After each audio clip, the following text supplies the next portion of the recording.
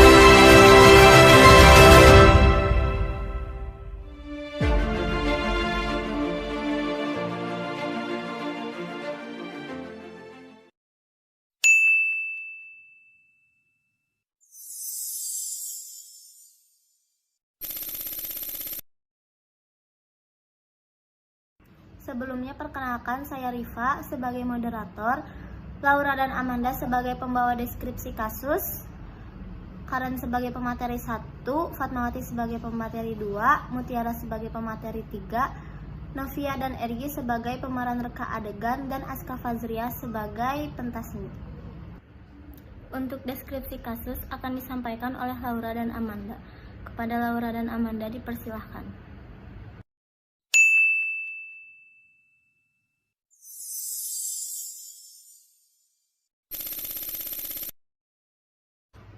Pada 2 Desember 2021, dunia maya digemparkan oleh seorang perempuan berinisial N yang melakukan bunuh diri dengan cara meminum racun sianida di samping makam ayahnya karena ia depresi. Background dari masalah tersebut ialah bermula dari sepasang kekasih yang katanya laki-laki tersebut meminta si perempuan untuk meminum obat, lalu si perempuan tertidur dan dibawa ke hotel oleh laki-laki tersebut, lalu dipakai pada saat itu juga. 4 bulan kemudian si perempuan dinyatakan hamil. Setelah mengetahui bahwa dirinya hamil, si perempuan meminta pertanggungjawaban si laki-laki berinisial R. Namun si laki-laki tidak ingin bertanggung jawab dan menyuruh si perempuan untuk melakukan aborsi. Jelas si perempuan tidak mau karena kandungannya sudah jalan 4 bulan dan takutnya beresiko. Karena si laki-laki tidak ingin bertanggung jawab, akhirnya ia menceritakan semua yang terjadi kepada orang tua si laki-laki. Awalnya orang tua si laki-laki ingin bertanggung jawab, dan itu membuat si perempuan merasa lega.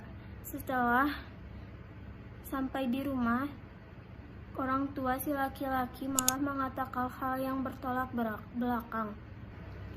Mereka bilang mereka tidak bisa menikahi si laki-laki karena masih memiliki kakak yang belum menikah dan tidak boleh dilangkahi. Lagi pula si laki-laki masih menjalani awal-awal dilantik menjadi polisi. Setelah kejadian itu, di rumah si perempuan terjadi teror dan secara bersamaan juga si laki-laki tersebut menghilang tanpa kabar. Setelah beberapa hari menghilang tanpa kabar, si laki-laki ini tiba-tiba muncul dan mengajak si perempuan untuk jalan-jalan. Saat di perjalanan, si laki-laki memberikan 4 butir obat kepada si perempuan dan memaksa si perempuan untuk meminum obat tersebut dan mengatakan untuk tidak memakan apapun setelah meminum obat tersebut. Lalu pada sore hari, si perempuan merasakan sakit pada perutnya dan meminta kepada si laki-laki untuk berhenti dulu di sebuah restoran. Di dalam toilet, si perempuan merasa ada gumpalan darah yang keluar dan perempuan itu pun menyadari bahwa itu adalah janinnya. Setelah kejadian itu, kondisi si perempuan menjadi drop dan bahkan sempat diopname. Menurut cerita yang telah kita lihat, si perempuan sempat menceritakan kejadian yang dia alami kepada keluarga besarnya. Namun, bukan rangkulan yang ia dapat, malah ia dicaci maki dan disalahkan atas semua yang terjadi pada dirinya. Karena merasa tidak ada yang bisa dia harapkan, perempuan ini pun mengakhiri hidupnya dengan meminum sianida. Apa itu sianida? Sianida adalah senyawa kimia yang dapat kita temukan berupa gas maupun kristal. Pada akhirnya, si laki-laki menjadi tersangka atas bunuh dirinya si perempuan berinisial N ini dan dijatuhi hukuman 2 tahun penjara. Namun sebelum diberi hukuman, si laki-laki menyampaikan bahwa awal mereka bertemu, mereka sudah pernah melakukan hal tersebut dan sudah sempat hamil juga, namun diaborsi oleh perempuan itu. Terima kasih kepada Laura dan Amanda yang telah menyampaikan deskripsi kasus. Selanjutnya, penyampaian materi akan disampaikan oleh Karen, Fatma, dan Mutiara. Kepadanya dipersilahkan.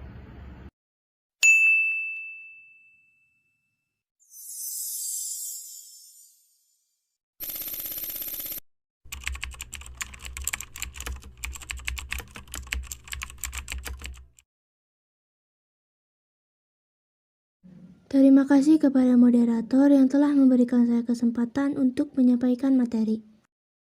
Materi yang akan saya sampaikan ialah mengenai pengertian hak dan kewajiban serta substansi dalam pelanggaran hak dan kewajiban. Apa itu pengertian hak dan kewajiban? Pengertian hak secara umum merupakan semua hal yang diperoleh atau didapatkan oleh setiap orang. Hal tersebut dapat berbentuk kewenangan atau kekuasaan untuk melakukan sesuatu. Kewajiban adalah suatu tindakan yang harus dikerjakan oleh setiap orang dengan penuh tanggung jawab. Lalu selanjutnya ada pasal-pasal yang dilanggar dalam kasus yang kami bawa. Yang pertama, pasal 348 ayat 1 KUHP yang berbunyi, barang siapa yang sengaja menggugurkan atau mematikan kandungan seorang wanita dengan persetujuannya, diancam dengan pidana penjara paling lama 5 tahun 6 bulan. Yang kedua, pasal 7 Perkap nomor 14 tahun 2011 tentang Kode Etik Polri yang dimana pelaku pada kasus ini merupakan anggota Polri yang telah melanggar Kode Etik Polri dengan mengambil hak asasi manusia dan tidak memberikan contoh baik kepada masyarakat. Yang ketiga, dipertegas dalam pasal 75 ayat 1 Undang-Undang Nomor 36 Tahun 2009 tentang Kesehatan, yang mengatakan bahwa setiap orang dilarang melakukan aborsi. Pelanggaran ini juga menggambarkan bahwa pada hakikatnya setiap ciptaan Tuhan memiliki hak untuk hidup dan bertahan hidup. Dan yang terakhir, merujuk pada pasal 285 KUHP, yang berbunyi, maka yang dimaksud dengan perkosaan adalah tindakan atau perbuatan laki-laki yang memaksa perempuan agar mau bersetubuh dengannya di luar perkawinan dengan menggunakan kekerasan atau ancaman kekerasan. Sekian materi yang saya sampaikan, saya kembalikan kepada moderator.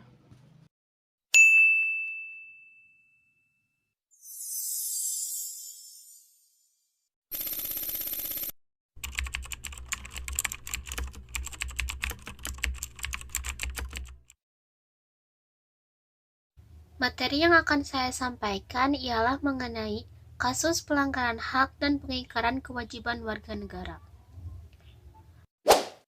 Pelanggaran hak yang dilanggar pada kasus tadi ialah pelanggaran di bidang HAM. Mengapa demikian? Karena kasus Randy Danopia ini terdapat unsur pemerkosaan yang dimana si korban ini tidak sadarkan diri pada waktu itu. Hal ini tidak sejalan dengan hak asasi manusia dan termasuk kategori pelanggaran hak warga negara. Terlebih lagi, si pelaku merupakan anggota Polri yang harusnya memberikan contoh yang baik kepada masyarakat. Serta hak asasi manusia pun telah ditekankan pada pasal 28A sampai 28J Undang-Undang Dasar Republik Indonesia tahun 1945. Selanjutnya, pengingkaran kewajiban yang dilanggar pada kasus tadi ialah melanggar hak asasi manusia lain. Bentuk pelanggarannya yaitu melakukan aborsi tanpa persetujuan dari si ibu calon bayi, yang berarti ada unsur pemaksaan di sini. Padahal, salah satu hak anak adalah hak untuk hidup, dan praktik aborsi sama dengan menghilangkan hak anak untuk hidup. Kemudian, apa saja faktor penyebab terjadinya pelanggaran hak dan pengingkaran kewajiban? Pada kasus tadi, faktor penyebabnya ialah yang pertama, sikap yang egois, di mana si pelaku lebih mementingkan karirnya yang pada saat itu baru masuk anggota Polri, serta didorong dengan alasan orang tua yang tidak boleh melangkahi kakaknya yang belum menikah. Yang kedua yaitu rendahnya kesadaran terhadap peraturan. Aparat penegak hukum atau Polri sebagai pembuat dan pelaksana hukum itu sendiri masih belum bisa benar-benar menerapkan peraturan yang sudah ditetapkan.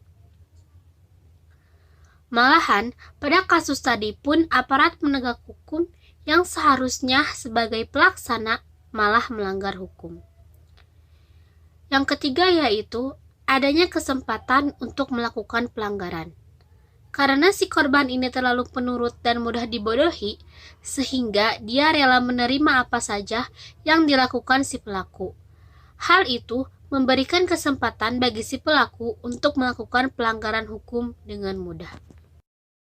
Terdapat contoh kasus lain yang sama melakukan aborsi tetapi hukumannya yang berbeda. Ini adalah kasus seorang perempuan berinisial A tewas setelah dipaksa meminum obat aborsi oleh kekasihnya yang berinisial AN. Korban ini tewas karena overdosis meminum obat aborsi tanpa resep dari dokter. Pelaku pun akhirnya ditangkap dengan ancaman 10 tahun penjara serta denda minimal 1 miliar dan dikenai pasal 75 Undang-Undang Nomor 36 Tahun 2009 tentang Kesehatan. Pada kedua kasus tadi, si korban sama-sama tewas. Tetapi, pihak pengadilan memberikan sanksi yang berbeda. Si pelaku AN dikenai sanksi 10 tahun penjara dan denda minimal 1 miliar dikarenakan terdapat pemalsuan surat pemeriksaan dari dokter dan menyebabkan tewasnya korban. Sedangkan, pada kasus yang kita ambil, si korban meninggal karena keinginan sendiri untuk mengakhiri hidupnya. Putusan akhir dari kasus yang kita ambil, si pelaku dikenai sanksi penjara selama 2 tahun. Menurut pendapat kami, sanksi yang diberikan tidak sepadan dengan yang dilakukannya.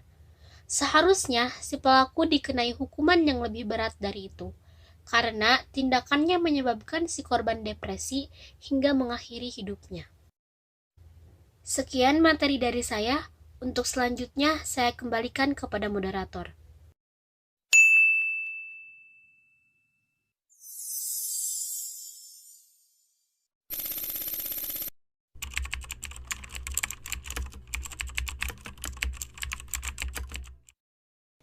Selanjutnya, upaya dalam menangani pelanggaran hak dan pengingkaran kewajiban bisa dilakukan dengan melaporkannya ke pihak berwajib seperti kepolisian, Komnas HAM, lembaga peradilan, TNI, dan lembaga hukum lainnya. Pada kasus tadi, kita dapat melibatkan lembaga hukum seperti kepolisian. Kepolisian melakukan penanganan terhadap kasus-kasus yang berkaitan dengan pelanggaran terhadap hak warga negara untuk mendapatkan rasa aman, seperti penangkapan pelaku tindak pidana umum pembunuhan, penganiayaan, perampokan, dan sebagainya. Kasus tadi pun telah ditangani dan diselesaikan oleh pihak kepolisian. Wewenang dari kepolisian diantaranya menerima laporan atau pengaduan, membantu menyelesaikan perselisihan warga masyarakat yang dapat membantu ketertiban umum, mencegah dan menanggulangi tumbuhnya penyakit masyarakat, mengawasi aliran yang dapat menimbulkan perpecahan atau mengancam persatuan dan kesatuan bangsa. Lembaga hukum yang selanjutnya ialah lembaga peradilan. Lembaga peradilan melakukan perannya untuk menjatuhkan vonis atas kasus pelanggaran hak dan kewajiban warga negara, tentunya dengan menegakkan prinsip keadilan. Kasus ini telah diadili dan si pelaku dikenai hukuman 2 tahun penjara dan dilepas jabatannya dari kepolisian dengan cara tidak hormat.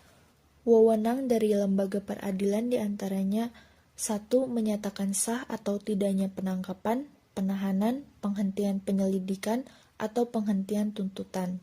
2. Tentang ganti kerugian atau rehabilitasi bagi seseorang yang perkaranya dihentikan pada tingkat penyelidikan atau penuntutan. 3. Memberikan keterangan, pertimbangan, dan nasihat tentang hukum kepada instansi pemerintah di daerahnya apabila diminta. 4. Mengadakan pengawasan atau pelaksanaan tugas dan tingkah laku hakim, panitera, sekretaris, dan juru sita di daerah hukumnya. 5. Melakukan pengawasan terhadap jalannya peradilan dan menjaga agar peradilan diselenggarakan dengan seksama dan sewajarnya. Selanjutnya ialah Komnas HAM. Komnas HAM melaksanakan fungsi pengkajian, penelitian, penyuluhan, pemantauan, dan mediasi tentang hak asasi manusia. Kasus tadi telah melakukan upaya penyelesaian masalah dengan jalur mediasi dan dibawa ke ranah hukum. Wewenang dari Komnas HAM diantaranya yang pertama, melakukan perdamaian pada kedua belah pihak yang bermasalah. 2. Menyelesaikan masalah secara konsultasi maupun negosiasi. 3. Menyampaikan rekomendasi atas suatu kasus pelanggaran hak asasi manusia kepada pemerintah dan DPR untuk ditindaklanjuti. 4. Memberi saran kepada pihak yang bermasalah untuk menyelesaikan sengketa di pengadilan. Lembaga hukum selanjutnya ialah Komisi Anti Kekerasan Terhadap Perempuan. Lembaga ini mengembangkan kondisi yang kondusif bagi penghapusan segala bentuk kekerasan terhadap perempuan dan penegakan hak-hak asasi perempuan di Indonesia. Meningkatkan upaya pencegahan dan penanggulangan segala bentuk kekerasan terhadap perempuan dan perlindungan hak-hak asasi perempuan. Pada kasus tadi, si pelaku melakukan tindakan asusila tanpa sepengetahuan si korban karena diberi obat sehingga si korban tidak sadarkan diri saat dilecehkan. Dan dalam hal ini, si pelaku tidak menghargai perempuan dan melanggar hak-hak asasi perempuan. Wewenang Komisi Nasional Anti Kekerasan Terhadap Perempuan diantaranya menyebarluaskan pemahaman atas segala bentuk kekerasan terhadap perempuan Indonesia dan upaya-upaya pencegahan, penanggulangan, serta penghapusan segala bentuk kekerasan terhadap perempuan. Melaksanakan pengkajian dan penelitian terhadap berbagai peraturan perundang-undangan yang berlaku, serta berbagai instrumen internasional yang relevan bagi perlindungan hak-hak asasi perempuan. Melaksanakan pemantauan, termasuk pencarian fakta dan pendokumentasian kekerasan terhadap perempuan dan pelanggaran hak asasi perempuan, serta penyebarluasan hasil pemantauan kepada publik dan pengambilan langkah-langkah yang mendorong pertanggungjawaban dan penanganan. Jadi kesimpulannya, hak merupakan segala sesuatu yang pantas dan mutlak untuk didapatkan oleh individu sebagai anggota warga negara sejak masih berada di dalam kandungan. Sedangkan kewajiban merupakan suatu keharusan atau kewajiban bagi individu dalam melaksanakan peran sebagai anggota warga negara guna mendapat pengakuan akan hak yang sesuai dengan pelaksanaan kewajiban tersebut. Hak dan kewajiban merupakan suatu hal yang terikat satu sama lain sehingga dalam praktik harus dijalankan dengan seimbang. Sekian materi yang dapat saya sampaikan, saya kembalikan kepada moderator. Terima kasih kepada Karen, Fatma, Mutiara yang telah menyampaikan materi. Selanjutnya pentas seni akan ditampilkan oleh Aska.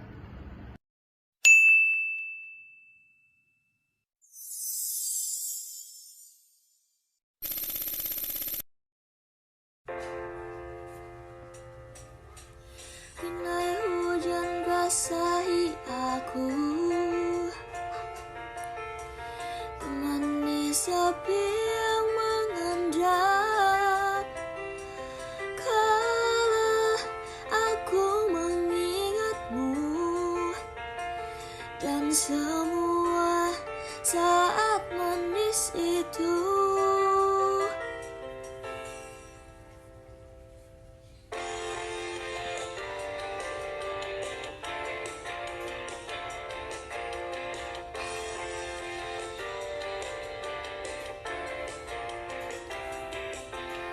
Segalanya seperti mimpi, ku jalani hidup sendiri. Andai waktu berganti, aku tetap takkan berubah. Aku selalu bahagia saat hujan turun, karena aku dapat mengenangmu untukku sendiri. Oh,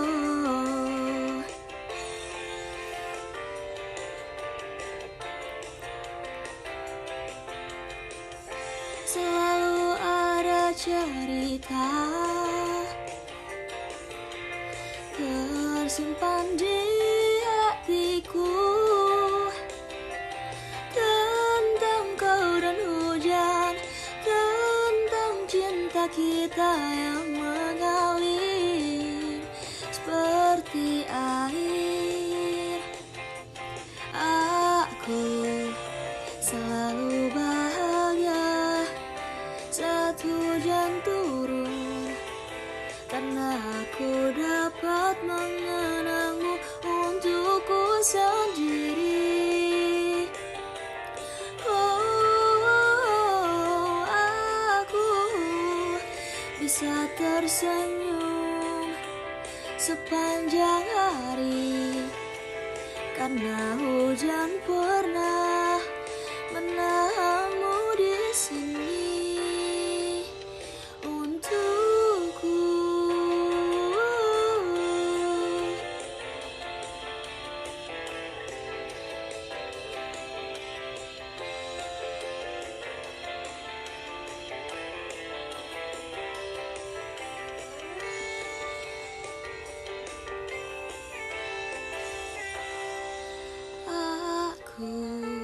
Selalu bahagia saat hujan turun, karena aku dapat mengenangmu untukku sendiri. Oh, aku bisa tersenyum sepanjang hari, karena hujan pernah menahanmu di sini untukku. Terima kasih kepada Aska yang telah menampilkan pentas seni. Sekian dari kelompok kami, kurang lebihnya mohon maaf. Wassalamualaikum warahmatullahi wabarakatuh. If it was really that easy for me to get over you,